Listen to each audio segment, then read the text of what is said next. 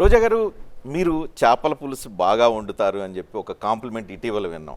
Telangana CM Revanth Reddy మీరు చేపల పులుసు బాగా వండుతారు, కేసీఆర్కి వండి పెట్టారు కాబట్టి కేసీఆర్ తెలంగాణ ప్రయోజనాలను ఆంధ్రప్రదేశ్కి తాకట్టు పెట్టారు అని అంటున్నారు. నిజంగా మీరు అంత బాగా పెడతారా?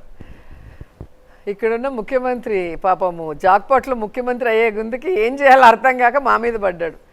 ఆయన దెబ్బకి షర్మిలను ధర్మేశాడు. అలా ఇప్పుడు నన్ను ఎక్కడికి ధర్మాలనుకుంటున్నాడో అర్థం కావట్లేదు. నేను చేపల పులుసు వండి పెట్టడం ఏంటి అసలు పిచ్చి కాకపోతే? ఓకే, ఆయనకి ఏమైనా చేపల పులుసు తినాలంటే చెప్పండి, ఏదో ఒక హోటల్లో ఆర్డర్ ఇచ్చి పంపిస్తాను. సో ఆయన ముఖ్యమంత్రిని చేసిన ప్రజలకి ఇచ్చిన వాగ్దానాల్ని నెరవేర్చే దిశగా ఆయన మైండ్ సెట్ పెడితే బాగుంటుంది. కొంతసేపు షర్మిల మీద టార్గెట్ చేసి ఆమెను ధరిమేయటం, తర్వాత నన్ను టార్గెట్ చేయటం, తర్వాత జగన్ని టార్గెట్ చేయటం, ఇది కరెక్ట్ కాదు. కానీ తెలంగాణకి ఆంధ్రప్రదేశ్కి మధ్య సహృద భావ వాతావరణం ఉండాలని కోరుకుంటున్నారా? లేకపోతే రాజకీయంగా వాళ్ళు కాంగ్రెస్ పార్టీ కాబట్టి షర్మిల అక్కడికి పంపించారు కాబట్టి మీరు తెలంగాణని ప్రత్యర్థిగా చూస్తూ ఉన్నారా?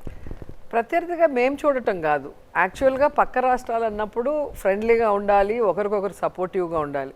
ఈరోజు కాంగ్రెస్ పార్టీ ఈ కంబైన్డ్ స్టేట్కి నష్టం చేసింది.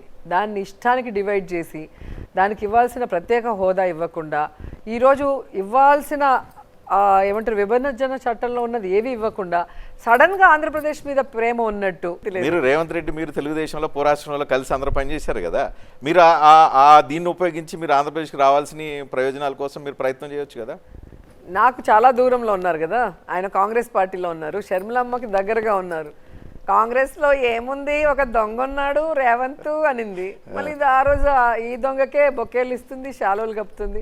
అట్లే ఆంధ్రప్రదేశ్కి రావాల్సిన ప్రయోజనాలు కూడా ఆవిడ దగ్గరుండి ఇప్పిస్తే మేము అంతా హ్యాపీగా ఫీల్ అవుతాం.